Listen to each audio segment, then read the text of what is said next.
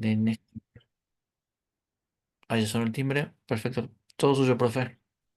Perfecto, gracias Darío, muchas gracias. Cualquier cosa te estoy molestando, muchas gracias. Bueno, buenas noches a todos, ¿cómo están? Bienvenidos a esta aula virtual.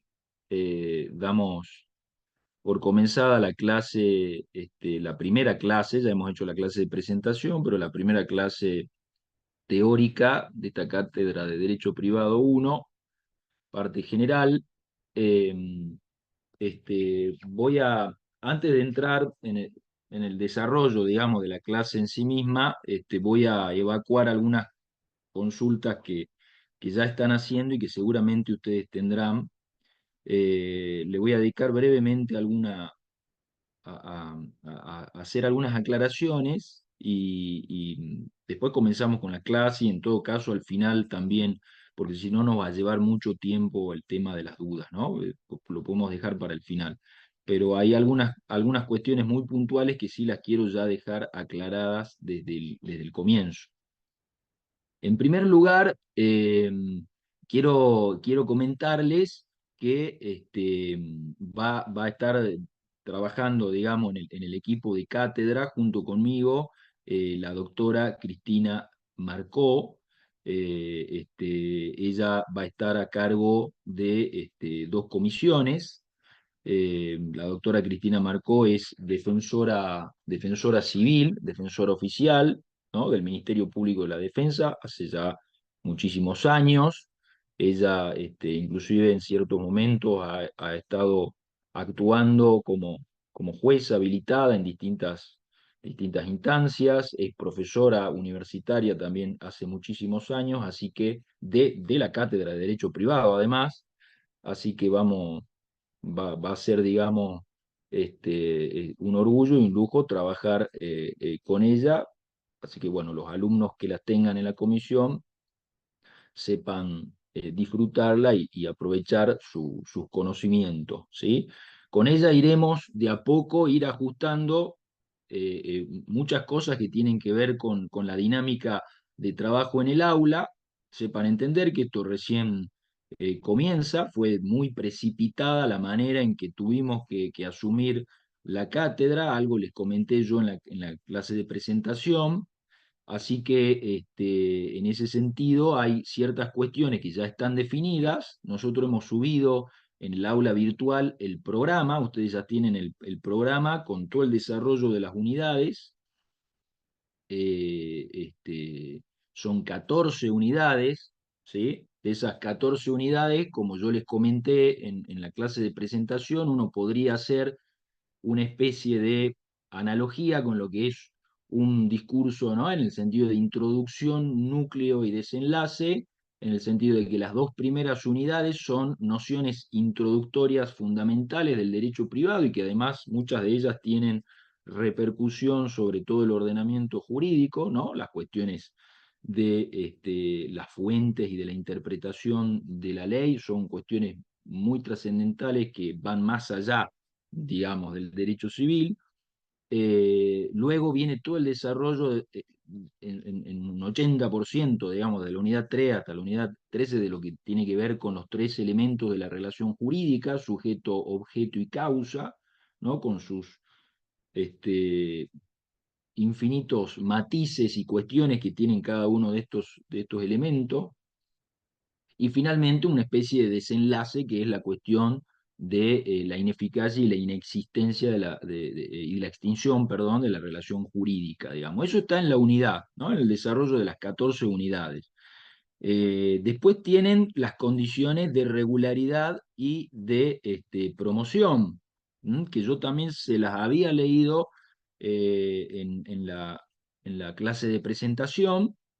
Hay una corrección que tiene que ver con, eh, para la condición de promocionar la materia. Originalmente estaba la cuestión de aprobar con 7 o más de 7 los trabajos prácticos. Nosotros hemos corregido eso y hemos puesto simplemente como condición la presentación de los trabajos prácticos, porque va a ser imposible ir corrigiendo semana tras semana 300 prácticos. Eh, y además una aclaración también que tiene que ver con la enorme complejidad que tiene esta materia, eh, que requiere muchísimo tiempo, muchísima dedicación. Nosotros hemos observado que quedan aproximadamente 14 semanas de clase y son 14 unidades. En el medio tenemos parciales y recuperatorios, o sea que se va a hacer muy dificultoso el desarrollo de todas las unidades, con lo cual le vamos a dar mucha importancia al desarrollo de los temas por parte del docente y la interacción con los alumnos en las clases prácticas de las comisiones. Con lo cual, hoy vamos a comenzar a desarrollar temáticamente la materia y mañana en las comisiones, tanto la doctora Marcó en su comisión número 2 y 3, ¿no es cierto? Como yo en mi comisión, que es la número 1 y la número 4, vamos a continuar el desarrollo temático sin perjuicio de que vayamos coordinando luego algunas actividades prácticas para cumplir. Recuerden que las clases teóricas, que es esta, la clase teórica, que es la de los martes a esta hora, no es obligatoria. Las clases prácticas sí son obligatorias y tanto para regularizar como para promocionar hay un mínimo que está establecido en ese programa que nosotros hemos publicado hoy en el aula virtual. Eh, bueno, también en el aula virtual se ha subido el archivo en PDF de dos libros que están citados en la bibliografía obligatoria. El otro libro yo ya se lo mencioné, tiene que ver con el libro del el Manual de Derecho Privado del doctor Camada y Grisetti, que lo pueden buscar en la biblioteca. Es un libro que tiene un alto nivel de profundización de la materia, digamos. Eh, este, y bueno, iremos desarrollando entonces los temas a medida que se vayan presentando. Por supuesto que cada autor tiene su mirada particular, su perspectiva, y bueno, la línea de cátedra se basa básicamente en estos tres autores. Yo les he mencionado que el libro de Rivera Crovi, que es bastante completo también, es un poco el libro que sigue en general la línea, digamos, está más ajustado por ahí a los puntos del programa, pero en segundo lugar el libro de Camada también tiene muchos temas que están desarrollados con profundidad, eh, con lo cual son los dos libros fundamentalmente con lo que vamos a estar trabajando, ¿no? Eh, bueno, no sé si me olvido de algo más que tiene que ver con lo práctico. Bueno, ahí me preguntan si los teóricos serán solo virtuales. Solo, por ahora me han informado que los teóricos van a ser virtuales. O sea, en un primer momento me dijeron que iban a ser presencial con un foro de 80 personas y se iba a grabar para que lo pudieran ver de manera sincrónica el resto. Después se cambió esa decisión y me dijeron que por el momento va a ser virtual. Si llega a haber algún cambio de la universidad, se los estaré comunicando. ¿Sí? Por el momento es así. Con respecto a las preguntas insistentes que me estuvieron haciendo de las comisiones, eso yo no lo maneja el docente, digamos, ¿no? Digamos, todo lo que tiene que ver con el sistema del aula virtual, eh, no lo maneja el docente, hay un técnico dedicado a ese tema, está la coordinación académica, que es la que, digamos, tiene las disposiciones sobre cómo se arman las comisiones y cuáles son los cupos, etcétera, que ahí no interviene el docente, ni la doctora Marcó, ni yo. Podemos intervenir el sistema y cambiar personas de comisión a comisión. ¿Se entiende esto? Ahora, eh, este, perdón, voy a sacar el chat un segundo. Eh, ahora, lo que, digamos, las dudas y las consultas que ustedes me han pasado, hay dos o tres muy puntuales que tienen que ver con problemas laborales que les genera una incompatibilidad con los horarios. Lo que en primera medida me dicen es, miren, si ellos encuentran personas que están dispuestas a cambiarse de comisión, bueno, le podemos trasladar ese planteo a la parte técnica y ellos van a ver la posibilidad, ¿no es cierto?, de facilitar ese cambio, digamos. O sea, lo ideal sería eso, ¿m? Que vengan dos personas con el planteo concreto de que la que está anotada en la 2 quiere pasar a la 3 y la que está anotada en la 3 quiere pasar a la 2 por cuestiones estrictamente de incompatibilidad con el trabajo, digamos, ¿no? En ese sentido me han hecho saber que podían llegar a acceder a esos cambios como primera medida. En general, si no, digamos, es difícil porque ya, digamos, están los cupos fijados y cuando ya se llena el cupo no es posible eh, poner más personas dentro de la comisión. Bueno, no, los sábados no se dictan clases de la cátedra, me están preguntando ahí, porque los días fijados son martes y miércoles. Martes teórico y el miércoles son todas las comisiones, ¿sí? Así que no hay clase los sábados. Bueno, vamos a comenzar con el desarrollo de la materia. Eh, yo le voy a pegar como una especie de hoja de ruta, simplemente, de lo que yo... Espérenme un segundo. Eh,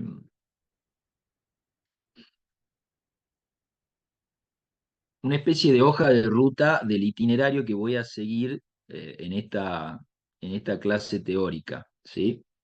Vamos a tratar de hacerla a pesar de que la virtualidad a mí no me gusta mucho, porque me gusta más el cara a cara y la interacción persona a persona. Esto me genera una sensación de extrañeza porque estoy hablando y no recibo nada más del otro lado que por ahí el chat es la única forma, pero bueno, más allá de eso, eh,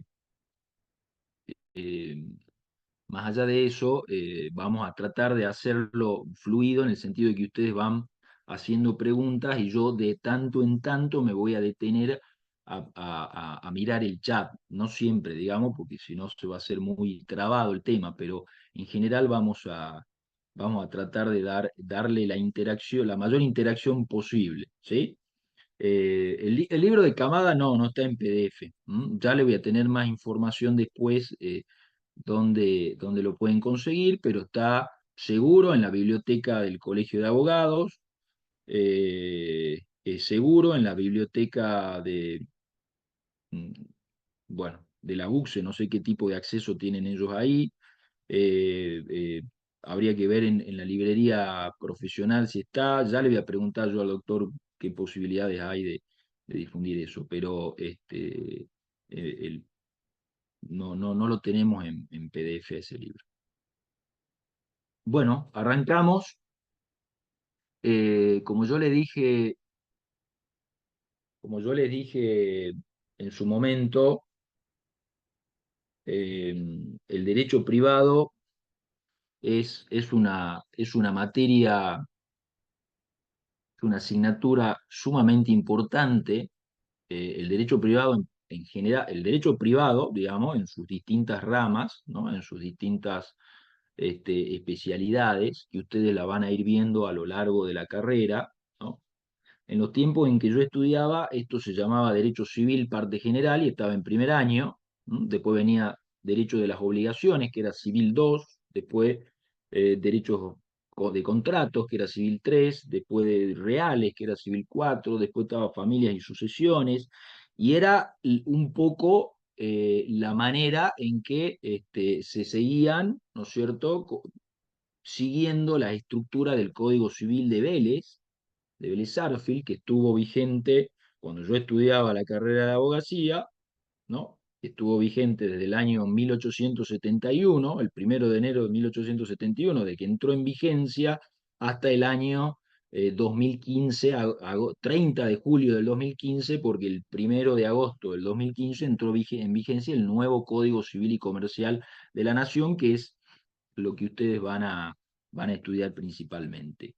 Eh, pero el derecho privado no se resume a lo que es el Código Civil y Comercial, no es solamente el Código Civil y Comercial, esto lo vamos a ir viendo de a poco, pero el Código Civil y Comercial, si bien es el centro de lo que es el derecho privado, hay un cúmulo de leyes especiales, ¿no? Producto también de un proceso que se ha llamado proceso de descodificación, que ha venido a lo largo del siglo XX y que ha generado una enorme inflación legislativa, ¿no? Una enorme cantidad de leyes civiles especiales que han ido por fuera del código, del cuerpo unificado, y que han ido regulando distintas materias y que componen también lo que es en general el derecho privado, ¿no? Pero antes de analizar un poco lo que es el derecho privado, demos un paso para atrás y veamos lo que es el derecho positivo, ¿no? Ustedes van a arrancar con estas definiciones, digamos, ¿no? No vamos a introducirnos en discusiones profundas sobre el concepto del derecho, porque eso lo van a ver en filosofía del derecho y seguramente lo han visto de una manera, por lo menos en pantallazo, en introducción al derecho. Esto me lo pueden poner en el chat. Todos los que hayan cursado y aprobado introducción al derecho se han visto discusiones sobre el concepto del derecho, sobre el ius positivismo, sobre el ius naturalismo, o sobre las escuelas pospositivistas o no positivistas, como se las llama ahora, que engloban no solo el ius naturalismo, sino todas esas escuelas, que en el fondo son discusiones sobre el concepto y el alcance del derecho, hasta dónde llega el derecho, qué es el derecho, qué conexiones tiene el derecho con la moral, que son discusiones más profundas que por ahí la van a ver en filosofía del derecho. Nosotros comenzamos con una comprensión sobre lo que es el derecho positivo, ¿sí? Y el derecho positivo, digamos, lo que es la definición del derecho positivo, no van a tener mayor inconveniente. Yo voy a puntualizar algunas cosas nomás aquí, pero es decir, van a ver definiciones del tipo, el derecho positivo, no sé, es el conjunto de normas jurídicas vigentes en un estado determinado, en un momento determinado, ¿no? En un estado nacional determinado, en un momento determinado, o es el ordenamiento jurídico vigente en una sociedad determinada. Esas son las definiciones que van a encontrar acerca del derecho positivo, ¿no? Es decir, básicamente es un conjunto de normas jurídicas, es decir, de mandatos, de dispositivos coercibles de carácter obligatorio que dicta la autoridad competente, y que componen las normas jurídicas de un país, de un Estado, de una sociedad, ¿sí? Entonces, desde ese punto de vista, si nosotros nos paramos desde acá, desde Jujuy, digamos, cualquiera de ustedes, y se pregunta cuál es el derecho positivo que nos rige a nosotros, la respuesta es desde la Constitución Nacional, ¿sí? Eh, con su última reforma, ¿no? Que se dictó en el año 1853 y que su última reforma fue en el año 1994, una importantísima reforma, ya vamos a ir viendo algunas cosas después. Desde la Constitución Nacional hasta la ordenanza municipal sobre planeamiento urbano. Todo eso es derecho positivo, que nos rige, que es vigente, que son normas obligatorias que están dirigidas de manera indeterminada, ¿no? A una generalidad de personas, no a una persona en particular, que, que que importan esas normas jurídicas, si uno quisiera hacer una clasificación general, digamos, uno va a encontrar ahí que hay mandatos, ¿no es cierto?, de la autoridad competente, ¿m? Que los poderes públicos del Estado, mandatos que permiten la realización de alguna conducta o que prohíben la realización de alguna conducta, ¿sí? O que obligan a realizar alguna conducta, ¿sí? Eso lo vamos a encontrar en todo el ordenamiento jurídico, ¿sí? Es decir, si uno abre el código civil, va a encontrar, por ejemplo, en el artículo 537, ¿sí? Les pido también, si tienen el código a mano, que lo tengan y por ahí, si alguien lo tiene desde la web, va pegando el artículo que yo les voy mencionando, ¿no? El artículo 537 establece del Código Civil quiénes son los parientes que se deben alimentos, ¿no?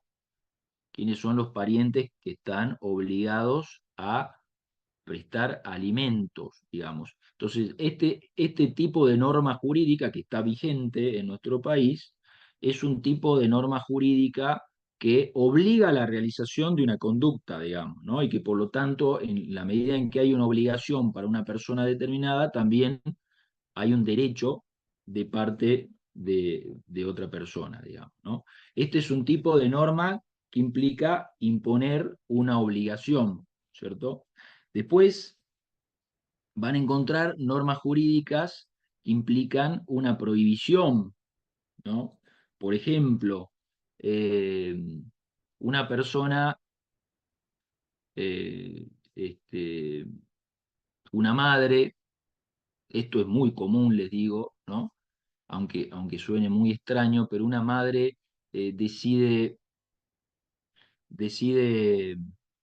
que, digamos, tiene un hijo y decide no criarlo, que no puede criarlo por las razones que fueran. Entonces, es posible que esa persona se lo entregue a otra y hagan un contrato de entrega del niño, digamos, ¿no? Vamos a suponer que ni siquiera hay plata de por medio, simplemente la voluntad de entregar a esa persona a otra con la voluntad de que esa otra persona se haga cargo de esa crianza y de ese cuidado del niño. ¿Es posible esto? Bueno, no es posible. ¿Por qué? Porque el artículo 611 del Código Civil y Comercial de la Nación establece una prohibición que queda prohibida expresamente la entrega directa en guarda de niños, niñas y adolescentes. Y entonces estamos aquí ante una norma de derecho positivo vigente en nuestro país que prohíbe esa entrega directa porque el régimen de adopción funciona de otra manera, digamos, ¿no? Hay un registro nacional de adopción, y hay instituciones especiales que intervienen en las situaciones de adoptabilidad y y de, y de entrega de los niños a los que pretenden adoptar, digamos. Entonces, no es la manera de una entrega directa. En nuestro derecho positivo vigente, eso no está permitido, ¿no? Después van a encontrar, como yo les decía, normas de permisión, normas que permiten y que habilitan determinadas conductas. Por ejemplo, el artículo 26, último párrafo del Código Civil y Comercial, que dice: a partir de los 16 años, el adolescente es considerado como un adulto para las decisiones atinentes al cuidado de su propio cuerpo, ¿sí?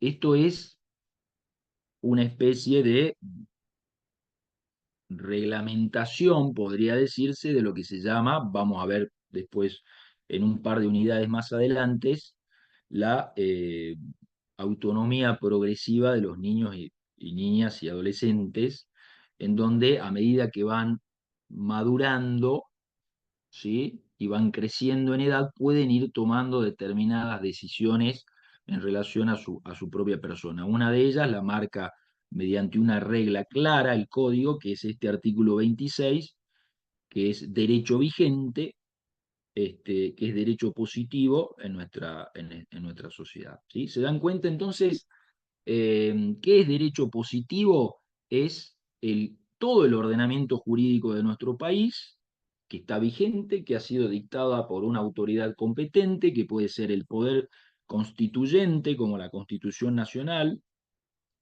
que, que se ha implementado a través de tratados internacionales, algunos con jerarquía constitucional, como por ejemplo la Convención Americana de Derechos Humanos, también llamada Pacto de San José de Costa Rica, que es una de las convenciones más aplicadas y utilizadas en la práctica jurídica, ¿no? Hablando de convenciones internacionales sobre derechos humanos. Eso es derecho vigente. Es derecho vigente la ley que dicta el Congreso de la Nación, cualquier ley que dicte el Congreso de la Nación. Es derecho positivo eh, un decreto del Poder Ejecutivo, ¿sí? Es derecho positivo una resolución del Ministerio que regula el procedimiento que se debe seguir, no sé, en las denuncias ante el Ministerio de Trabajo. ¿Mm? Todo eso son normas jurídicas dictadas por la autoridad competente y que se identifica mucho con lo que después vamos a ver es la ley en sentido material. ¿Mm? Porque la palabra ley tiene este, distintas maneras de ser clasificada, pero una de ellas es la ley en sentido formal y la ley en sentido material. Ya vamos a ver que lo que es la ley en sentido material tiene mucho que ver con esto, con lo que llamamos el derecho positivo, ¿m? Donde vamos a encontrar normas jurídicas dictadas por distintas autoridades que tienen carácter obligatorio, coercible, no es que las cumplo si tengo ganas o si no tengo ganas no las cumplo, son obligatorias para todos los que anden caminando por el suelo argentino, ¿sí? Ya sea yo que vivo hace 43 años acá o los jugadores franceses que vinieron a jugar el Mundial de Rugby y estuvieron 3 semanas. Para ellos también es obligatorio, mientras estuvieron aquí en la Argentina, respetar el derecho positivo de nuestro país, digamos, ¿no? Eh, bueno, ahora, este derecho positivo eh, suele ser, digamos, clasificado con finalidades puramente didácticas y científicas, este, porque en realidad ya vamos a ver que entre estos dos grandes campos del derecho hay una enorme, son dos grandes vasos comunicantes y hay una enorme conexión e interconexión entre estos dos ámbitos, que es el derecho público y el derecho privado. ¿M? Es decir, el derecho positivo de un país es todo un ordenamiento jurídico, todo un conjunto de normas jurídicas que desde el punto de vista del sistema tiene una unidad, es único, digamos. No son compartimentos separados, ¿sí? Es uno solo. Por eso es una tarea muy importante del intérprete, de tanto del abogado que lleva adelante un juicio, del juez que va, sobre todo, ¿no? El juez que va a interpretar y aplicar el derecho en el caso concreto. Es muy importante y es un trabajo muy dificultoso darle coherencia a esa decisión que va a tomar, darle coherencia a los distintos elementos jurídicos que va a tomar para tomar una decisión, que a veces son de distintas fuentes, digamos, ¿no? Pero el sistema jurídico de un país es uno solo, tiene una unidad, es un sistema ordenado y jerárquicamente ordenado, ¿sí? Esto lo vamos a ver también eh, cuando veamos las fuentes. Está jerárquicamente ordenado, pero tiene una unidad, pero a los fines, en principio didácticos y científicos, se lo divide en dos grandes campos, que es el derecho público y el derecho privado, ¿sí? Eh, esta clasificación nos viene desde el derecho romano, ¿sí? Los romanos que llevaron el derecho a un nivel de minuciosidad y de sistematización y de desarrollo y de profundización a lo largo de los siglos, ¿no? Porque desde la ley de las 12 tablas hasta el código de Justiniano, pasaron ¿cuánto tiempo? A ver, ustedes que aprobaron, ya tienen aprobado derecho romano, ¿no? Pasó un montón de tiempo, es decir, la historia del derecho romano es realmente impresionante, a tal punto que ya no se llama derecho romano. Me pareció verla en el programa como derecho romano, ¿no? Se llama historia del derecho ahora. Bueno, de todas formas, lo que les quería decir es que el nivel de desarrollo y de minuciosidad que tuvieron los romanos, ¿no? Para han llegado a un punto de tal desarrollo del derecho, ¿no? Es decir, de las reglas jurídicas orientadas a regular la conducta humana con fines de un orden social justo, si se quiere, este, como nunca antes había pasado en la historia de la humanidad, digamos, ¿no? A tal punto que el derecho romano ha tenido y sigue teniendo una gran influencia hasta el día de hoy, digamos. O sea, hoy en nuestro Código Civil y Comercial, que si bien tenemos uno nuevo, ya no es el de Vélez, pero así hay un montón de instituciones de Vélez que siguen totalmente vigentes ahí, y Vélez, cuando redactó esa obra monumental que fue el Código Civil allá por el 1869, una de sus principales fuentes fue el derecho romano. Bueno, a lo que iba es que los romanos distinguían entre estos dos ámbitos, entre el derecho público y el derecho privado, y ellos decían que este, el derecho público es el que se refiere al estado de la cosa romana, o sea, del Estado romano, ¿no? Es decir, aquellas normas que tienen que ver con el funcionamiento del Estado romano y de la cosa pública, del Estado en cuanto a ejercicio del poder estatal, mientras que el derecho privado era aquello que concierne a la utilidad de cada individuo, ¿no? Es decir, normas que tienden a regular las relaciones simplemente entre dos personas y a la persona en cuanto tal, digamos, ¿no? Eh, que básicamente era el derecho civil, ¿no? Es lo que se conoció luego también como el derecho civil, que este, fue desarrollándose casi de una manera identificándose con lo que hoy es el derecho privado, y que a partir de ahí, a lo largo del tiempo, se le fueron desmembrando, ¿no es cierto?, ciertas parcelas de regulaciones que son hoy las distintas ramas del derecho privado, como el derecho comercial, ¿no? Que empieza a tener una autonomía ya por la Edad Media con el desarrollo de las ciudades italianas, ¿no? El derecho agrario, el derecho laboral a fines del siglo XIX, y las distintas ramas que hoy van a ver en los libros que se interpretan como que son del derecho privado, ¿no?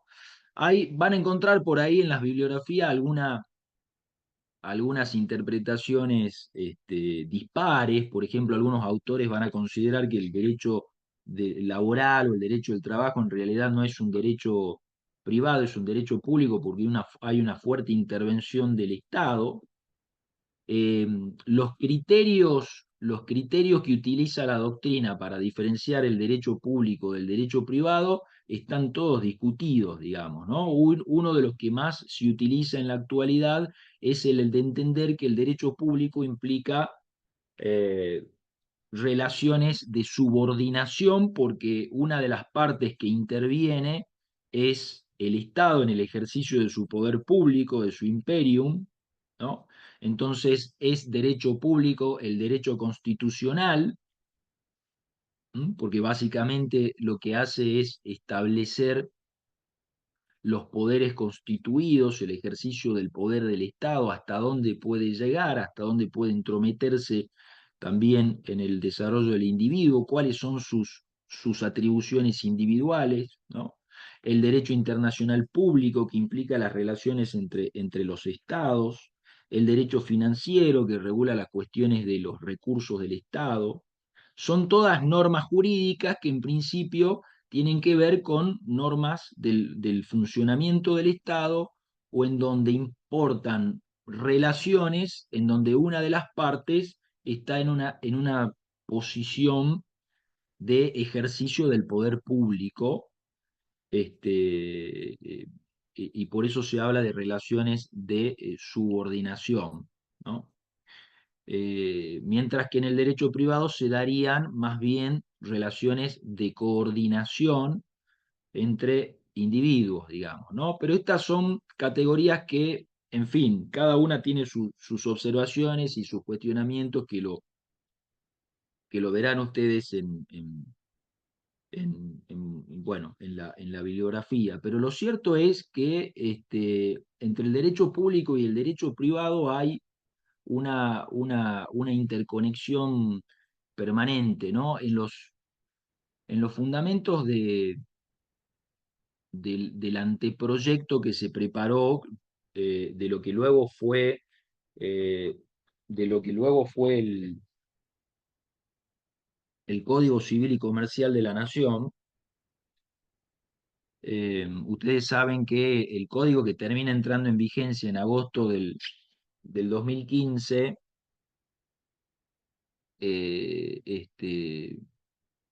fue preparado por una comisión redactora, ¿no?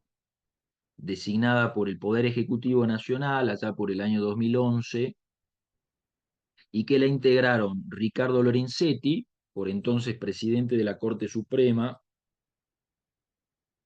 este, a- em, Hayton de Nolasco, por entonces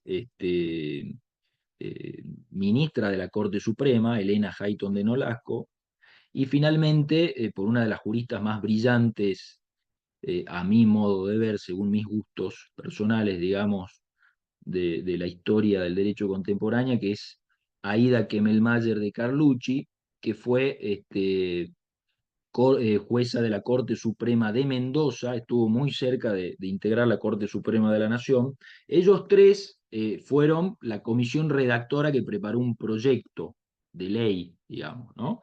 Que fue lo que finalmente, con algunos retoques y algunas modificaciones, la mayoría eh, bastante malas, los retoques que se le hicieron, pero se terminó convirtiendo en lo que fue el Código Civil y Comercial de la Nación. Ellos, cuando presentan el proyecto al Poder Ejecutivo, prepararon lo que se conoce como los fundamentos del anteproyecto, que se los puede buscar en Internet, tienen un enorme valor didáctico para entender hacia dónde iba ese Código Civil y Comercial, es decir, que en realidad de dónde venía y hacia dónde iba, cuál es la tradición que tomaba y cuáles son los cambios que trataba de impregnar. Son fundamentos que recorren todo el Código Civil y Comercial, pero son muy importantes lo que tienen que ver con la parte preliminar del código y del título preliminar que tiene el código, que es como una especie de carta de presentación que va a regir todo el Código Civil y Comercial. Y allí ellos expresan que em, una de las cuestiones fundamentales de este código es lo que se conoce como la constitucionalización del derecho privado, y que tiene que ver con la comunidad de principios que hay entre el derecho público y el derecho privado, ¿sí? Eh, por varias razones, digamos. Una de esas razones tiene que ver con el hecho de que eh, muchos principios constitucionales que están en la Constitución Nacional implican luego una reglamentación de derechos en el Código Civil y Comercial o en algunas leyes especiales que son de naturaleza civil y comercial. Por ejemplo, el artículo 42 de la Constitución Nacional, que tiene que ver con lo que se conoce como el Estatuto de la Defensa del Consumidor, el principio de protección de defensa del consumidor, que está en la Constitución Nacional, luego encuentra desarrollo tanto en el Código Civil y Comercial como en la Ley Nacional de Defensa del Consumidor, ¿sí? Eh, este, y durante mucho tiempo se consideró, durante mucho tiempo se consideró aún ya sea no a nivel teórico, pero sí a nivel práctico, que los principios que estaban en la Constitución Nacional o en los tratados internacionales eran meramente programáticos, digamos, ¿no? Es decir, que estaban enunciados de una manera muy bonita, pero que dependían de que una ley, ¿sí? Ya sea el Código Civil o alguna ley especial, los reglamentara y explicara cómo concretamente se desarrollaría tal o cual derecho, digamos, ¿no? Y esto fue cambiando a lo largo del tiempo, ¿no? Eh, este, un hito, digamos, de ese cambio importante, esto seguramente lo van a ver después con el doctor también, con el doctor Camada, es el fallo Ekmedjian contra Sofovich de la Corte Suprema, es un fallo del año 92, es decir, 2 años antes de la reforma constitucional, en donde la Corte Suprema dijo concretamente que el derecho a réplica, como bien comenta ahí uno de los alumnos, el derecho a réplica que estaba en la Convención Americana de Derechos Humanos no necesitaba reglamentación, digamos, era operativo, que todos los principios, tanto constitucionales, ya vamos a ver ahora un poco qué significa esto de los principios, pero que todos los principios, tanto constitucionales como convencionales, es decir, aquellos que estuvieran en tratados internacionales, particularmente los de derechos humanos, repito, el más aplicado y el más utilizado es el de la Convención Americana de Derechos Humanos, o también llamado Pacto de San José de Costa Rica, eran directamente realizables, digamos, ¿no? Entonces, enos aquí que un juez civil que está discutiendo un tema, que está, no discutiendo, que está conociendo para decidir un tema de pagaré, tiene que hacer interpretaciones no solo del microsistema, digamos, de la ley del decreto ley de pagaré, sino también traer principios constitucionales para interpretar el caso que está por decidir, digamos, ¿no? Si hay como una especie de comunión e interconexión entre el derecho privado y el derecho público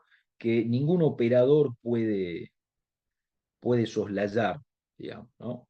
Entonces, esta comunidad de principios de la que hablan los redactores del Código Civil y Comercial de la Nación se ve muy reflejada también a lo largo del código con distintos principios que están enunciados y desarrollados y reglamentados eh, en el mismo código o en alguna ley en especial, digamos, ¿no? Eh, un, un ejemplo muy concreto también de esta cuestión tiene que ver, eh, como para ejemplificar, ¿no? Esto de la comunión de principios entre el derecho público y el derecho privado, tiene que ver con un caso que se falló, que se dictó, que la Corte Suprema dictó sentencia en el año 2012, llamado caso Albarracín y Nieves, en donde es un caso en donde se plantea esto del derecho público y el derecho privado, eh, y de la constitucionalización del derecho privado. Es un caso de lo que se suele llamar casos trágicos, ¿no? En derecho se suele hablar de tres tipos de casos: casos fáciles, que son los que por ahí no presentan ningún problema de interpretación y no presentan ningún problema de aplicación del derecho, porque además la prueba es bastante, digamos, contundente en cuanto a la determinación de los hechos, y la interpretación del derecho que hay que aplicar o de la norma que hay que aplicar no, no presenta ninguna dificultad. Esos son los casos fáciles, ¿no? Los casos difíciles son aquellos que presentan algún grado de dificultad, ¿no? Para ya sea interpretar el derecho o para fijar los hechos, es decir, qué pasó en realidad, ¿no? Y finalmente están los llamados casos trágicos, que son aquellos que cualquier decisión que tome el juez sale lastimado algún derecho constitucional, ¿no? Y además, sobre todo en este caso, cuando está corriendo la vida de una persona, digamos, ¿no? El caso Albarracín y Nieves eh, es un caso de un testigo de Jehová que un chico muy joven, de 21, 22 años, que cuando tenía 18 años concurrió a una escribanía, y por convicción religiosa, propia del testigo de Jehová, manifestó que si llegara a ser internado por alguna razón o por cualquier accidente, manifestaba su rechazo explícito a que le hicieran una transfusión de sangre. ¿Sí? Esto es por una cuestión, digamos, de convicciones religiosas, ¿no?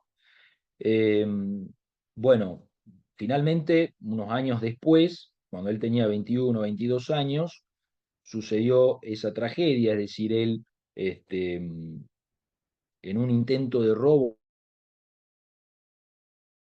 de un arma de fuego, entró inconsciente al hospital, eh, y su esposa hizo valer esta manifestación de voluntad, digamos, que él había hecho cuando tenía 18 años, dictando estas disposiciones anticipadas, digamos, ¿no? Lo que sucedió ahí en el medio es que el padre del chico, que no era tan chico, digamos, ¿no? Pero muchacho joven, Albarracín y Nieve, el padre interpuso un amparo fundándose en el derecho a la vida, ¿no?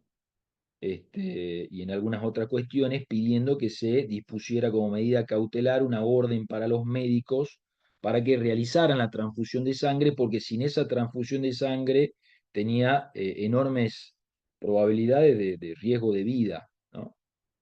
El juez de primera instancia hizo lugar al pedido del padre.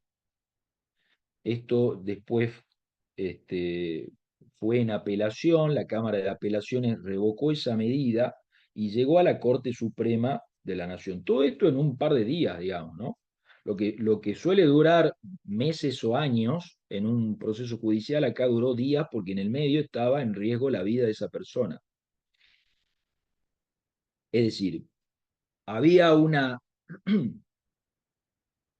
Ahora esto está más regulado todavía en el Código Civil y Comercial de la Nación, donde prácticamente está muy especificado cuáles son las disposiciones anticipadas que uno puede dar y qué es lo que se puede llegar a entender también por prácticas eutanásicas, digamos, ¿no? Pero en ese momento lo que había es, sí, la Ley Civil de Derechos del Paciente, que anunciaba, ¿no?, como derecho del paciente la posibilidad de disponer, de dejar disposiciones anticipadas sobre los tratamientos que uno o está de acuerdo o no está de acuerdo con que lo realicen. La ley del paciente es una ley de carácter civil, digamos, ¿no? Es una de estas leyes especiales que está al costado del Código Civil y Comercial y que integran lo que es el derecho privado, ¿verdad? Ahora, la pregunta es si esta manifestación de voluntad que él había hecho ponía en cuestión un derecho constitucional, digamos, ¿no? Y claro, lo que interpretó la Corte ahí es que estaban chocando, ¿no? Básicamente dos principios constitucionales, el derecho a la vida versus lo que la Corte llamó el derecho a la autodeterminación, que es un principio jurídico implícito, que surge implícito del artículo 19 de la Constitución Nacional. Bueno, simplemente le menciono esto, que la Corte termina dándole prevalencia al principio de la autodeterminación, y rechaza la pretensión del padre de que salga la orden para los médicos y le hagan la transfusión de sangre. Eh, digamos, esto es un claro ejemplo de cómo un caso civil, un caso del derecho privado, en donde están en juego leyes del derecho civil, pueden llegar a poner en cuestión principios constitucionales, y entonces el derecho privado con el derecho público no son islas, no son compartimentos estancos. En toda discusión, en todo caso, de lo más común que puedan ustedes imaginarse, pueden estar en juego derechos constitucionales o normas del derecho administrativo. Después les voy a mencionar otro caso cuando hablemos del abuso del derecho, un problema de lo más común y corriente, un muro colindante y un problema vecinal, y cómo el juez civil, para resolver la cuestión, tiene que aplicar no solo normas del derecho privado, sino también normas del derecho administrativo. ¿Bien? Entonces, a eso iba con la cuestión de la comunicación entre el derecho privado y el derecho público. Bueno, ¿cómo vamos hasta ahí? ¿Bien? No he visto el chat, pero bueno, no, sí, ese comentario no va, lo de la esposa quería ser viuda, no. La esposa quería que se respete la voluntad de su cónyuge, que había tomado una decisión muy seria, muy profunda, que uno puede no compartirla, pero lo que tiene que entender es que tanto nuestra Constitución Nacional como nuestro derecho privado es un derecho que tiende al respeto a la diversidad, digamos, ¿no? Y esto tiene que ver también con el respeto a la libertad religiosa y a las creencias religiosas que cada uno tiene. Por supuesto que eso no implica afectar derechos fundamentales, pero cuando se trata de acciones privadas que no afectan a terceros, la Corte generalmente ha tendido a respetar la decisión personal siempre en el marco de la ley, ¿no? Después del 2012 hubo una reforma a la ley de derechos del paciente, no me acuerdo en qué año, pero ya en el Código Civil y Comercial está inclusive con la ley de muerte digna. Creo que es del 2017, si mal no recuerdo, otra ley civil, eh, donde se acepta inclusive que una persona deje manifestada su voluntad en contra de recibir alimento e hidratación, digamos. Lo único que está prohibido en nuestro código es la eutanasia directa, que es algo que está regulado en muy pocos países, digamos, Holanda y algún otro país donde uno va y pide directamente por razones X, este, pasar, morir, digamos, ¿no? Es una decisión de morir. Eso no está permitido, eso está prohibido en nuestro país, en nuestro derecho positivo, digamos, está prohibido, ¿no? Siguiendo con el tema.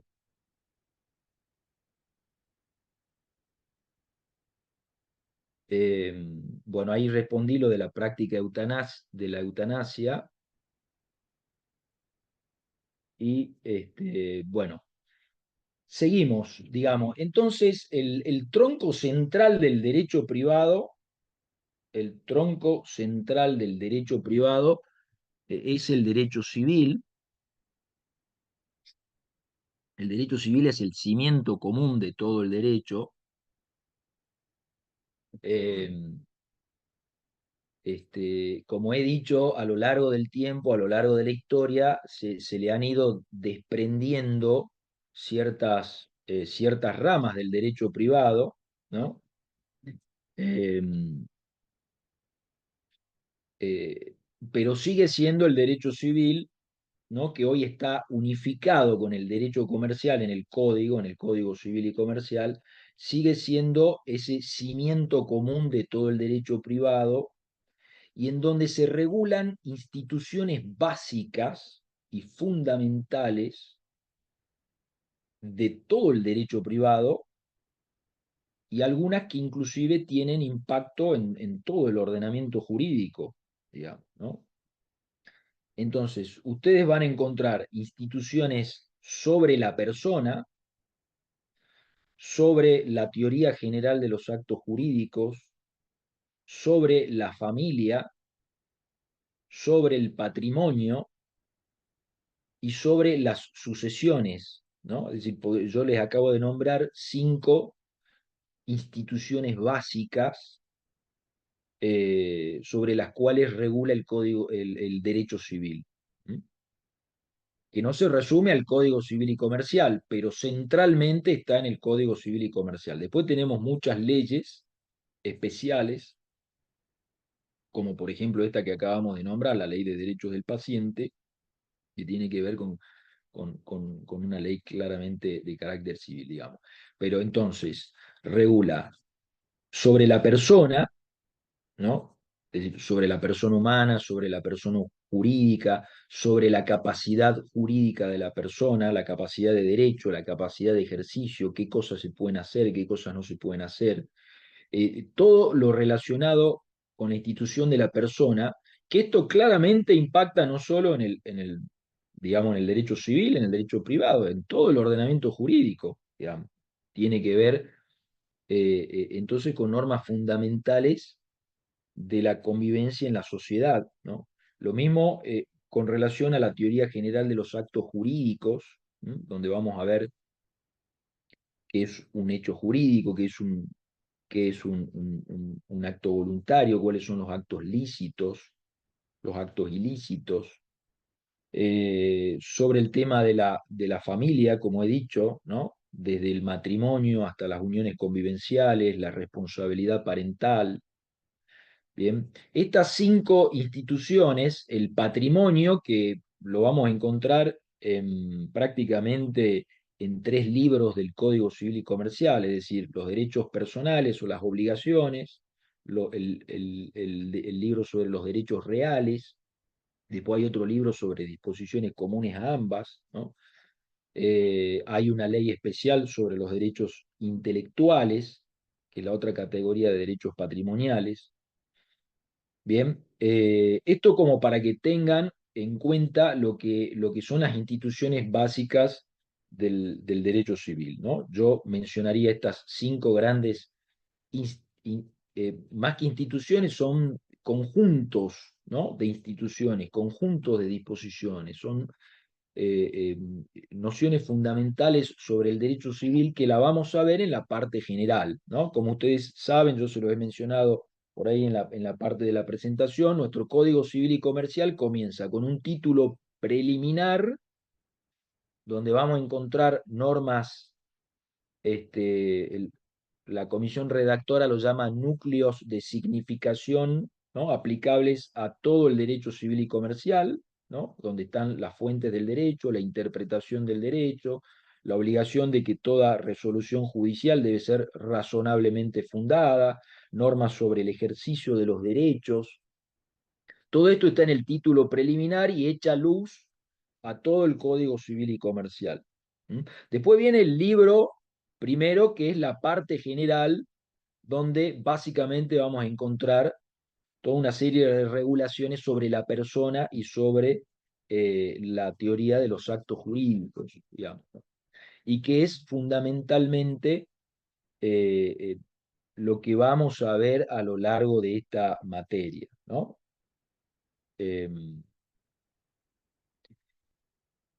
Bueno, ahí les he mencionado entonces las 5 instituciones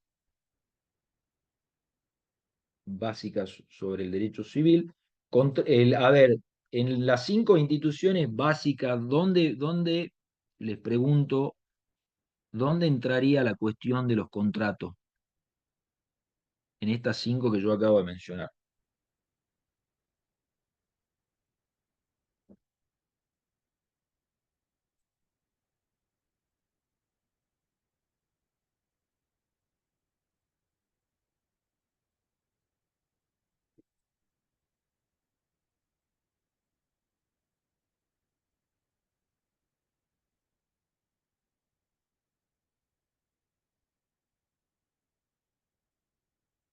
Bueno, ahí preguntan cuáles eran las 5, ahí están, ¿no? Las 5. Persona, teoría de los actos jurídicos, familia, patrimonio y sucesiones. Eh, claro, los contratos lo vamos a encontrar dentro del patrimonio. ¿Mm? También, si se quiere, dentro de la teoría de los actos jurídicos, pero dentro de la metodología del Código Civil y Comercial está dentro de los derechos personales, donde va a hablar de las obligaciones y de los contratos. Bien, o sea, cada una de estas instituciones básicas que yo he mencionado es como una superinstitución que nuclea, es simplemente una enumeración que trata de englobar, ¿no?, en su gran mayoría lo que ve el derecho civil a lo largo de todo su contenido. Nosotros no vamos a ver, en esta materia no vamos a ver ni contratos, ni sucesiones, ni familias, salvo de una manera muy superficial, mencionada de una manera muy lateral, digamos, ¿no? Es decir, nosotros estamos viendo la parte general del derecho civil, en donde fundamentalmente, como he dicho al comienzo, vamos a ver la relación jurídica y sus 3 elementos: el sujeto, que es la persona, el objeto, ¿sí?, y la causa. Sujeto, objeto y causa es lo que vamos a desarrollar en esta materia. Bueno, vamos a avanzar con lo que son el derecho objetivo y los derechos subjetivos. Ustedes habrán visto, eh, si han comenzado algún tipo de lectura sobre el tema, que el derecho objetivo eh, tiene en su definición, en su conceptualización, una enorme identidad con lo que acabamos de ver del derecho positivo. Eh, es decir, el derecho objetivo y el derecho subjetivo son dos caras de una misma moneda, son las dos facetas que puede llegar a tener el derecho, ¿sí? Es decir, cuando hablamos de derecho objetivo, hablamos de las normas jurídicas, ¿sí? Tiene una identificación con lo que es el derecho positivo. eh, podríamos hacer una, una analogía con lo que un filósofo del derecho llamado Robert Alexy decía, que un sistema jurídico se compone de elementos estáticos y de elementos dinámicos, ¿no? El de elementos dinámicos, no importa, lo dejamos ahí, pero cuando hablaba de elementos estáticos, hablaba de todo el material jurídico disponible, vigente en una sociedad, digamos, ¿no? Es decir, el Código Civil y Comercial, que lo tengo acá, este mamotreto, la Constitución Nacional, ¿sí?, la Ley de Derechos del Paciente, la Ordenanza sobre Planeamiento Urbano, la Ley de Responsabilidad, la Ley Nacional de Responsabilidad del Estado. Todo eso son los elementos estáticos del derecho, que es material jurídico vigente, y eso es el derecho objetivo, que a su vez es el derecho positivo, lo que está vigente en una sociedad determinada. digamos, ¿no? Eso es el derecho objetivo. Ahora, cuando hablamos de derecho subjetivo, es eh, son las facultades o las prerrogativas que tienen las personas, ¿no? Para ejercer ese derecho objetivo que le reconoce el ordenamiento, ¿no? Entonces, si tenemos una norma jurídica que, que habilita a determinados parientes a reclamar un derecho alimentario, el derecho objetivo es el artículo X del Código Civil y Comercial de la Nación, que lo acabamos de mencionar. Entonces, derecho subjetivo será lo que tiene una persona concreta para ejercer esa facultad y esa prerrogativa que le otorga el ordenamiento jurídico. ¿Sí? Eh, Vamos a ver con mucha mayor profundidad, con mucha mayor profundización, en la cuestión de los derechos subjetivos cuando veamos la unidad número 3, que es la cuestión de la relación jurídica. Perdón, no sé si la unidad 3 o la unidad... No, la unidad, me parece que la unidad 4, bueno, ya les voy a decir bien, no, no importa, pero más adelante, cuando veamos los elementos de la relación jurídica, creo que la 3, vamos a ver con mayor profundidad la cuestión de los derechos subjetivos. Pero lo que hay que tener en cuenta acá, para empezar, es esto, digamos que el derecho objetivo y el derecho subjetivo son dos caras de una misma moneda, las dos facetas del derecho, ¿sí?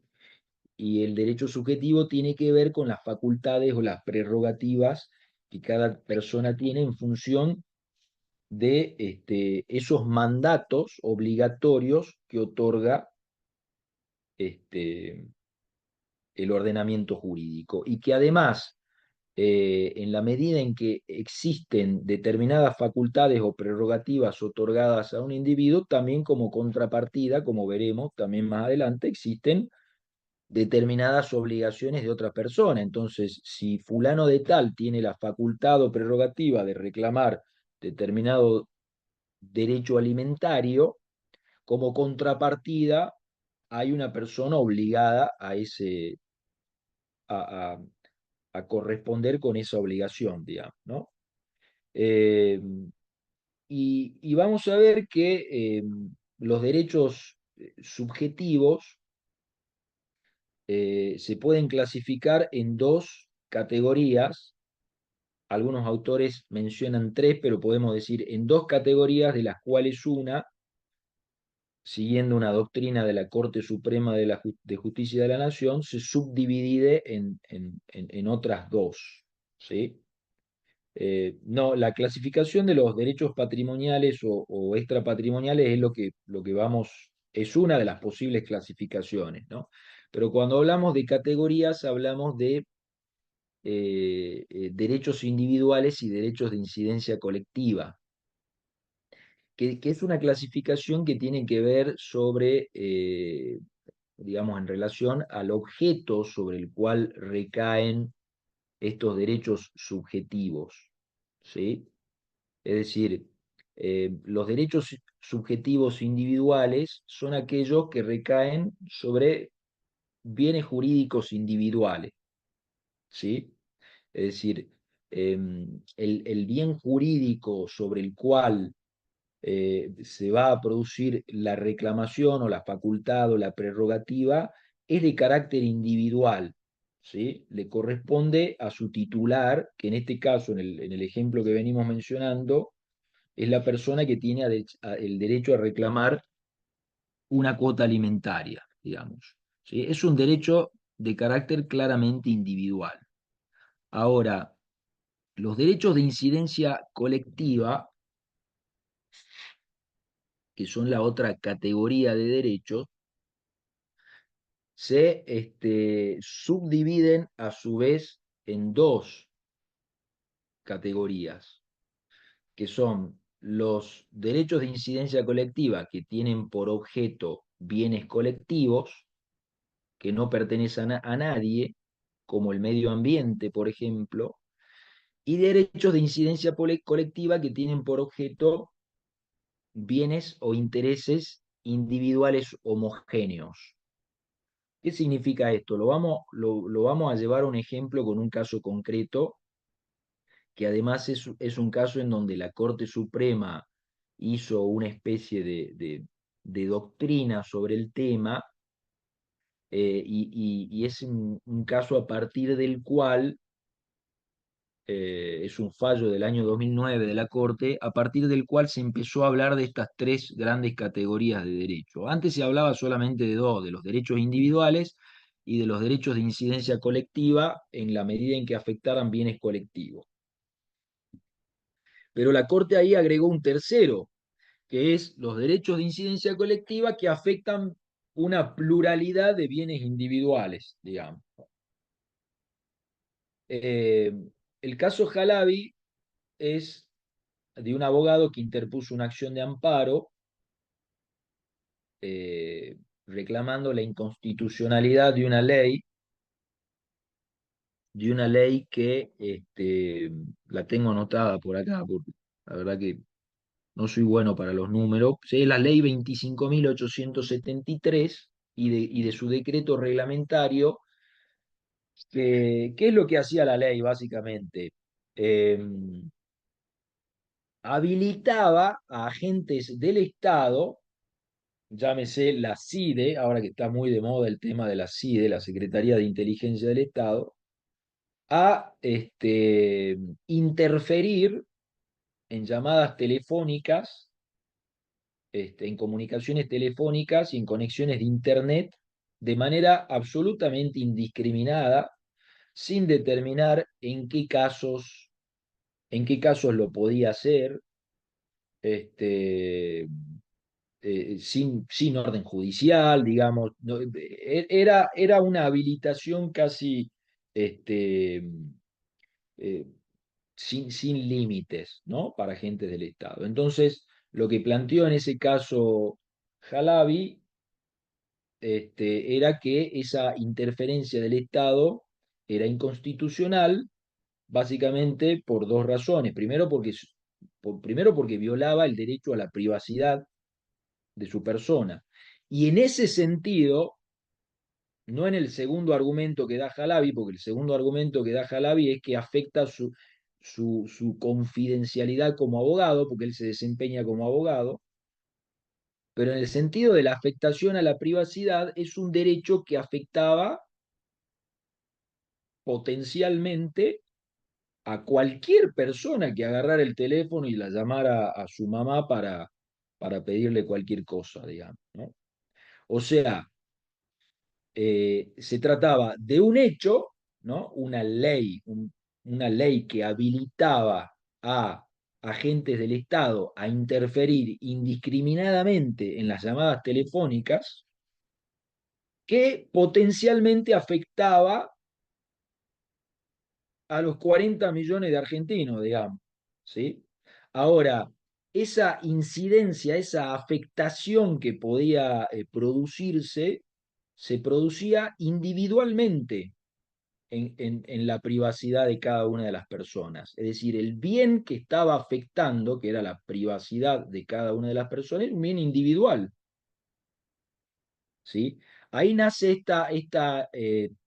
esta tercera categoría, si se quiere, o si se desdobla la segunda en dos partes, de los derechos de incidencia colectiva, porque tienen una afectación multitudinaria, pero que tiene una consecuencia sobre bienes individuales, ¿no? La cuestión del derecho a la privacidad. En donde se da mucho esto también es en cuestiones de defensa del consumidor, digamos, ¿no? En donde puede llegar a haber afectaciones a, eh, qué sé yo, un producto que se lanza al mercado y que es defectuoso y que se vende a una multitud de consumidores, ¿sí? Y en donde hay un hecho concreto que tiene que ver el defecto que tiene el producto, y que afecta a toda esa multitud, es un claro, digamos, derecho, es una clara afectación de incidencia colectiva, pero que afecta individualmente a cada uno de los consumidores que compraron ese producto. ¿Se entiende? Ahora, distinto es el derecho de incidencia colectiva que tiene por objeto bienes colectivos, porque acá no puede haber una afectación eh, a un bien individual, digamos. Eh, este, eh, el caso más patente es el del medio ambiente. El derecho a un medio ambiente sano, el derecho a que el río Sibi no esté contaminado, etcétera, es un derecho que tenemos todos, ¿sí? Nadie se puede arrogar un derecho individual sobre el Sibi. Y si llega a haber algún hecho contaminante, alguna afectación sobre el Sibi, esa es una afectación a un derecho de incidencia colectiva que recae sobre un bien colectivo, ¿sí? Este, entonces, esta, digamos, triple categoría, para simplificarlo, esta triple categoría de derechos, derechos individuales, derechos de incidencia colectiva que recaen sobre bienes colectivos y derechos de incidencia colectiva que tienen por objeto bienes o intereses individuales homogéneos, es una clasificación que tiene muchísima importancia en el derecho procesal. ¿Mm? Hay que entenderla, hay que conceptualizarla, pero va a tener una enorme importancia práctica en el derecho procesal, porque en el derecho procesal hay que determinar quién está legitimado o no para realizar el reclamo procesal, ¿me entienden? E inclusive en el caso de los derechos de incidencia colectiva está regulado por parte de la Corte Suprema a partir de este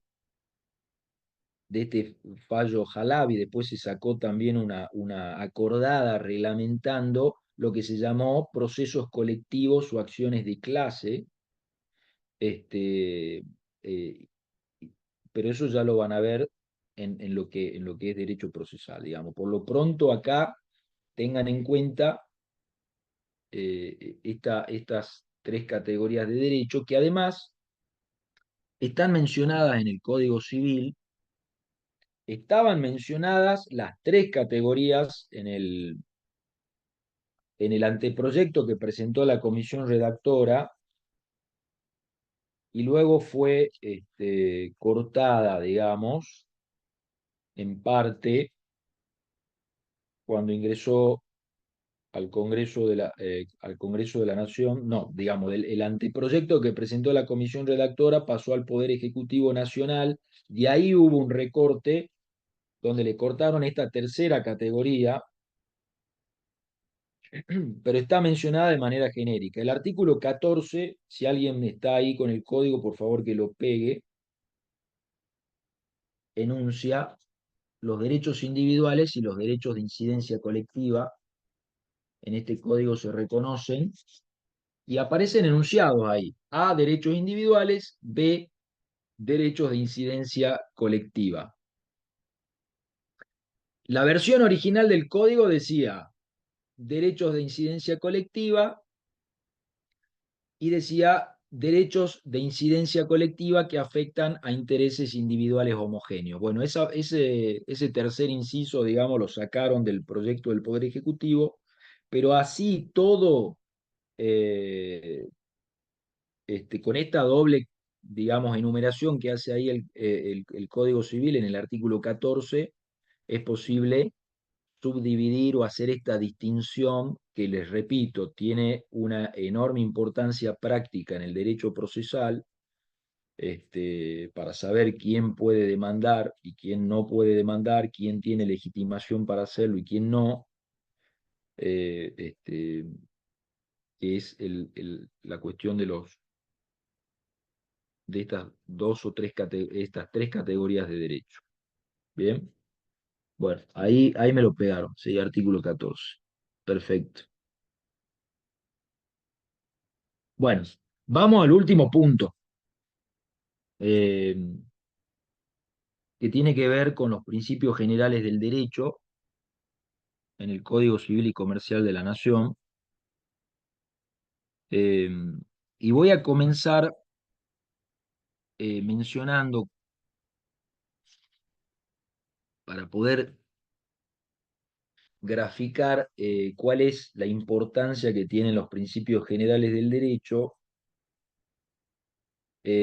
dos cuestiones.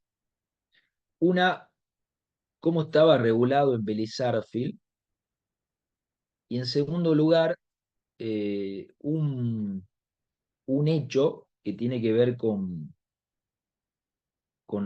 la filosofía del derecho, pero con un caso judicial que lo tomó uno de los grandes filósofos del derecho, que es Ronald Dworkin. En filosofía del derecho van a ver este, como dos grandes escuelas, ¿no? El positivismo y el no positivismo, que a su vez tienen muchísimas variantes, ¿no? Pero las dos potencias más importantes que se enfrentan, el Boca River, digamos, del derecho, vendrían a ser Hart y Dworkin, digamos, ¿no? Hart, positivista, y Dworkin, un no positivista. Eh, y Dworkin se hizo famoso con una obra que se llama Los derechos en serio, en donde, entre otras cosas, tomó un caso judicial que yo lo voy a tomar para ejemplificar lo que significan y la importancia que tienen los principios del derecho a la hora de su aplicación, y que en la práctica se convierten verdaderamente en una fuente del derecho, digamos, ¿no? Es decir, eh, en normas jurídicas que tanto abogados como jueces toman para tratar de ganar un caso, inclusive derrotando a alguna regla jurídica que anda por ahí, digamos, ¿no? Pero ¿qué es lo que quiero decir con esto? En primer lugar, menciono lo que había hecho Vélez Sarsfield. Vélez Sarsfield,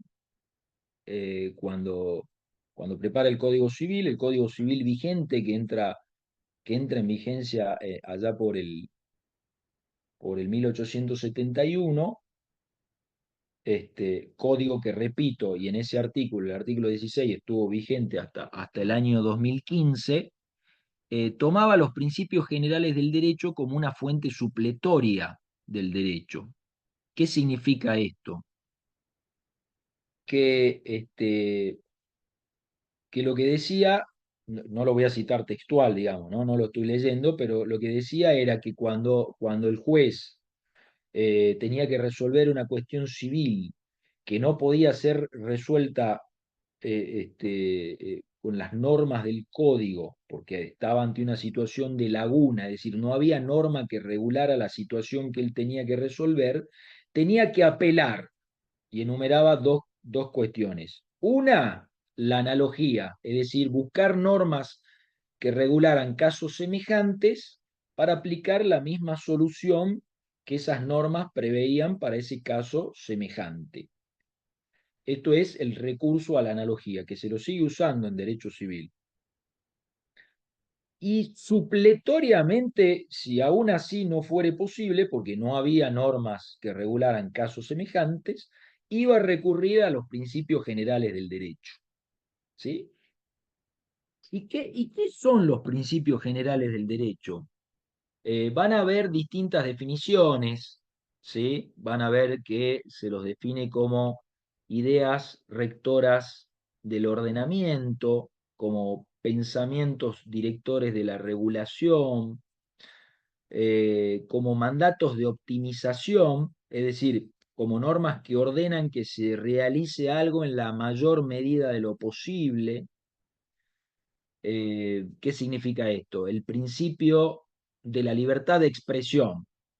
¿Qué significa? Significa que hay un mandato constitucional que ordena, ¿no?, tanto a las autoridades como a los particulares, que la libertad de expresión debe realizarse en la mayor medida de lo posible. Después, si entra en pugna con algún otro derecho, habrá que ver cuál de los principios constitucionales triunfa, ¿sí? Pero eso significa mandato de optimización. Eh, pero para ejemplificar concretamente voy a este caso que yo les decía de Dworkin. Dworkin planteó lo siguiente: un sistema jurídico se compone de normas jurídicas, ¿correcto? Bien. Lo que él acusa en su tiempo al positivismo es que el positivismo reduce las normas jurídicas a lo que se conoce como las reglas jurídicas, es decir, el artículo del Código Civil y Comercial que establece con detalle cómo se tiene que resolver una situación y ese artículo se aplica o no se aplica, digamos. ¿Sí? Por eso Dworkin decía es a todo o nada. Sin embargo, decía Dworkin, el sistema jurídico no se compone, digamos, y las normas jurídicas no se componen solamente de reglas jurídicas. Además de esas reglas jurídicas, también hay principios jurídicos que se los puede extraer a partir de un razonamiento del ordenamiento jurídico en general, ¿sí?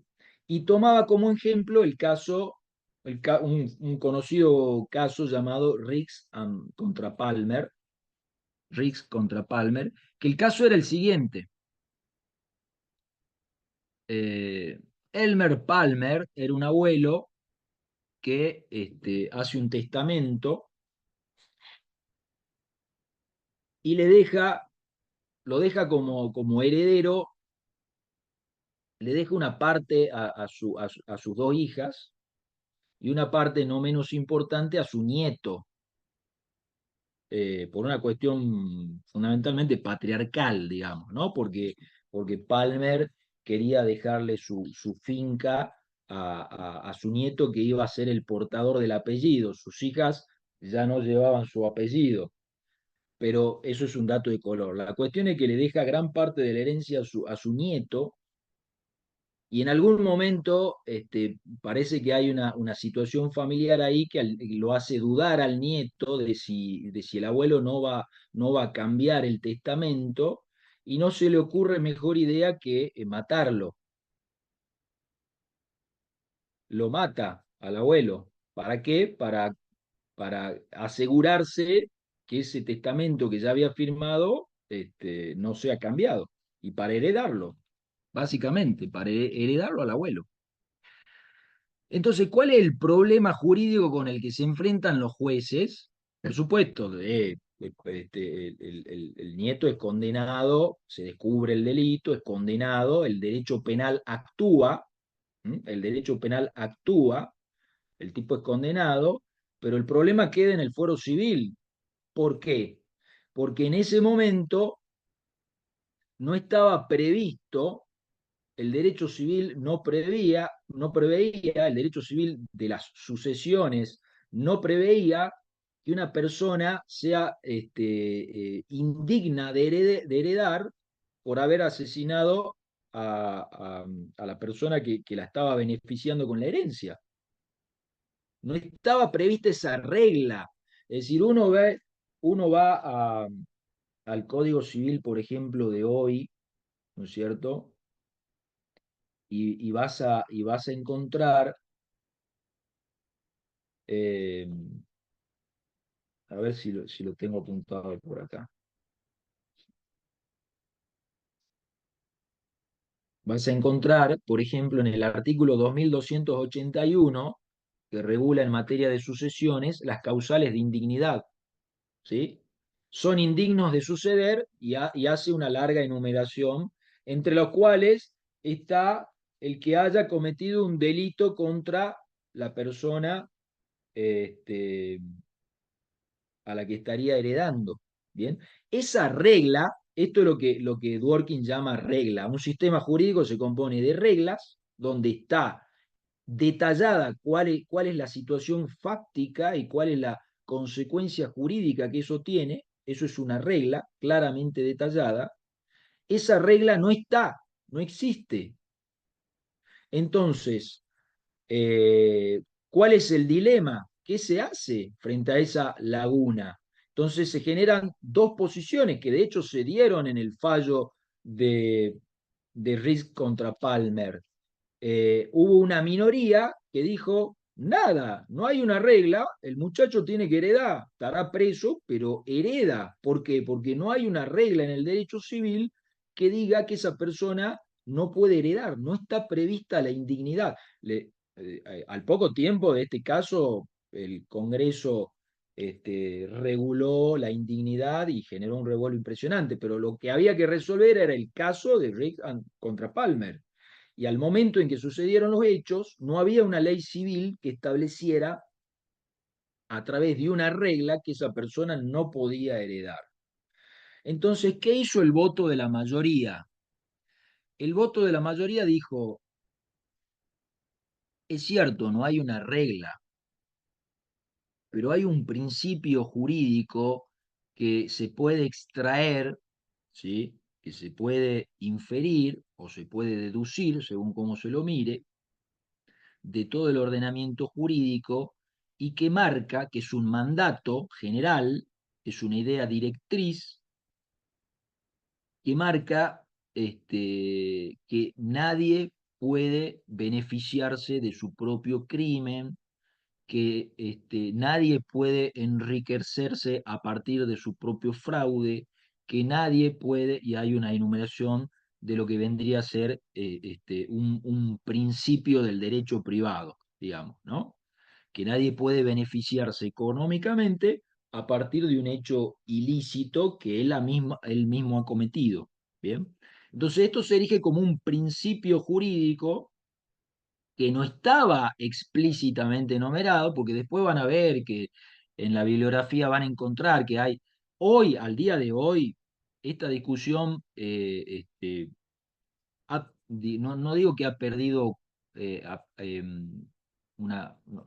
no digo que ha perdido aplicación práctica, porque aún así pueden darse casos, pero el grado de desarrollo que hoy tenemos al día de hoy de la cantidad de principios, tanto constitucionales como, como del derecho privado, que están enunciados tanto en el Código Civil como en las leyes especiales, como en la Constitución Nacional con la reforma del año 94, con la cantidad de tratados internacionales sobre derechos humanos en donde están explícitamente enunciados los principios constitucionales.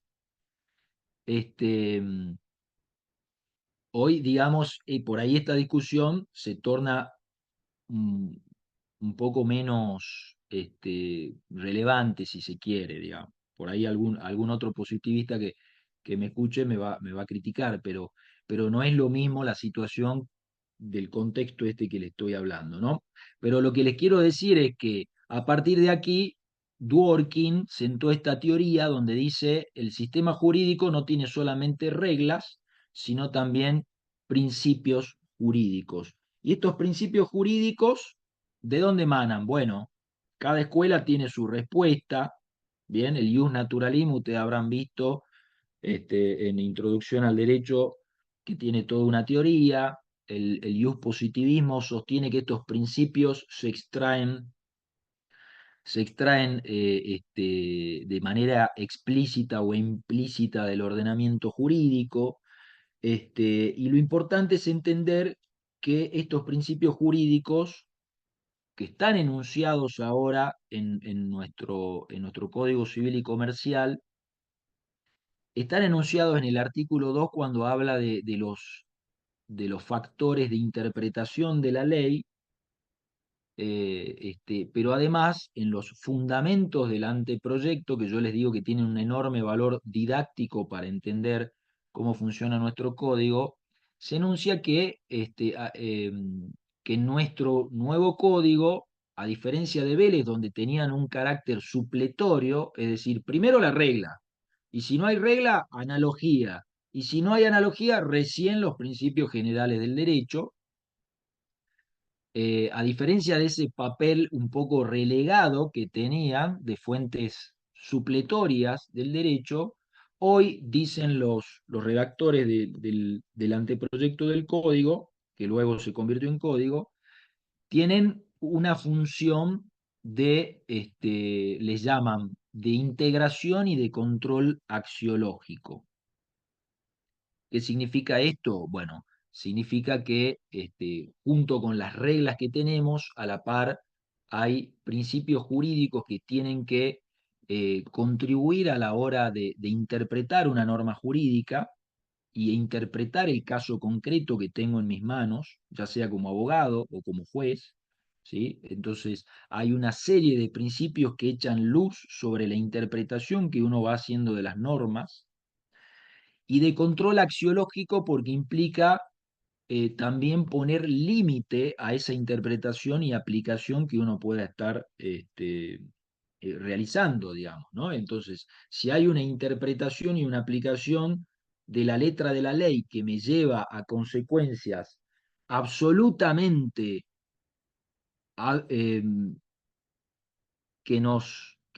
digamos, ofenden cualquier sentido de la justicia, como aquel caso de Riggs contra Palmer, en donde se pretendía darle la herencia al nieto que había asesinado a su abuelo.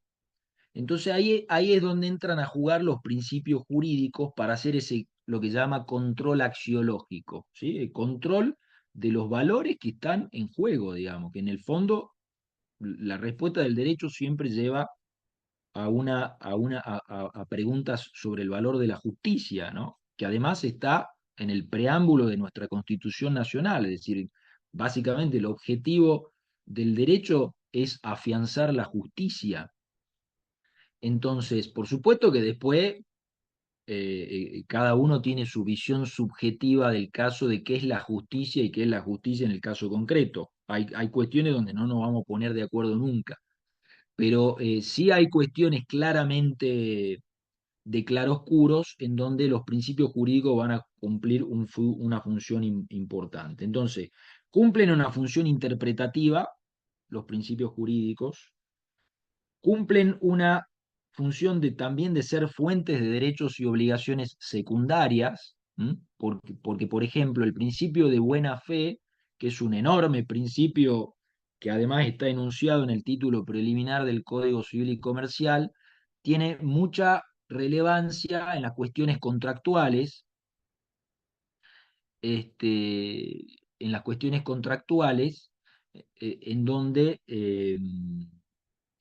aunque no estén explicitadas ciertos deberes y ciertas obligaciones de las partes, por ejemplo, de informar ciertas condiciones de la cosa que se está vendiendo, el principio de buena fe impone que se cumplan con esos deberes de información, ¿no? Entonces, los principios cumplen esa función interpretativa, función de fuentes de derechos y obligaciones secundarios, cumple una función integrativa para situaciones que no esté la regla, también sigue cumpliendo esa función, y función correctiva, que es lo que yo les mencionaba sobre el control axiológico, donde, por ejemplo, eh, tiene una enorme importancia en lo que es otro principio también enunciado en el título preliminar, que es la prohibición del abuso del derecho. Eh, bueno, me quedó pendiente el desarrollo brevemente de dos principios, pero no voy a llegar con el tiempo, lo voy a dejar ya para la comisión de mañana, que es el principio de buena fe y el principio de la prohibición del abuso del derecho. Pero bueno, cierro con esto, digamos, la cuestión de los principios no es nueva en el derecho, ¿no?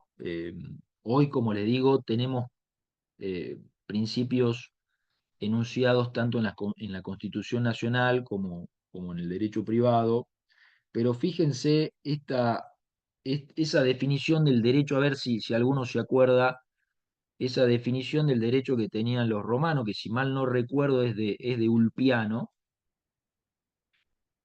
donde decía el derecho es y enunciaba tres preceptos. Tres preceptos. Ahora repito lo de las funciones. No se preocupen, ahora lo repito. Es más, se los pego acá, se los pego en el chat. Se los pego en el chat.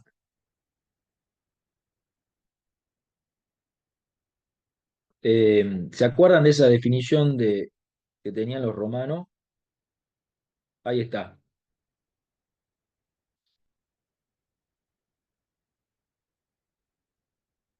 Bueno, ahí pegué lo que acabo de mencionar, lo de las fuentes, ¿sí?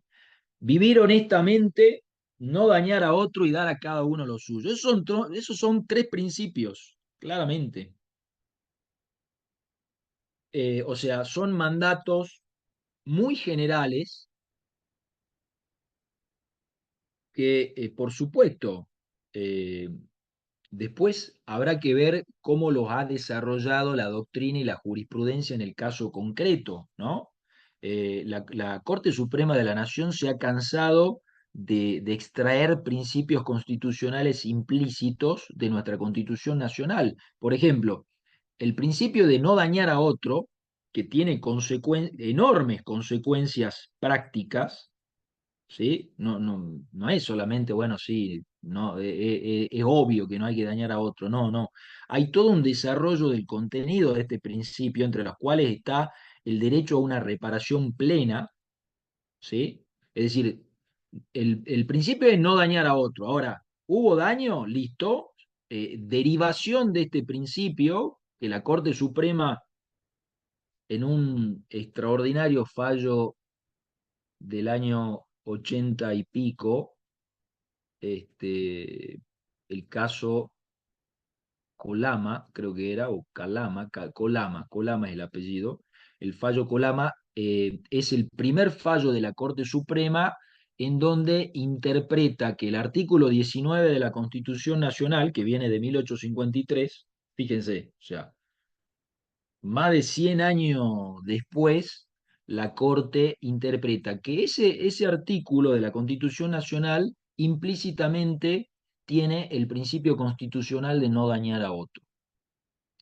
Y a partir de ahí hay un desarrollo jurisprudencial y contenido de consecuencias que eso tiene, entre las cuales está que si hubo un daño, la reparación tiene que ser plena, tiene que repararse absolutamente todos los daños producidos, que ese principio constitucional del artículo 19 ahora ha estado plasmado también en nuestro Código Civil y Comercial. Pero ya lo decían los romanos, ¿no? Vivir honestamente, no dañar a otro y dar a cada uno lo suyo. Es decir, a través de tres principios generales definían lo que para ellos era el derecho. ¿Mm? Bueno, después no lo practicaban mucho, aparentemente, por lo poco que yo sé de la historia de los romanos, ¿no? Pero no importa, institucionalmente, conceptualmente lo tenían. Bueno, hasta acá llegamos, chicos. Lo seguimos en las comisiones y, y, y nos vemos para el resto nos vemos el próximo martes. Abro 2 minutos a ver si alguien quiere preguntar algo. Mañana sí hay clases prácticas, sí. Yo tengo con la comisión número 1 a las 8 de la mañana,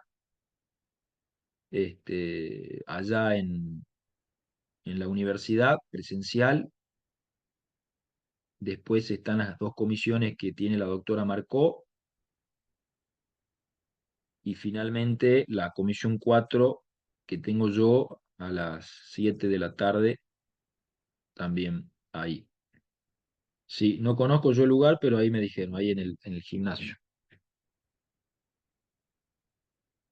Buenas noches, que descansen. Chau, chau.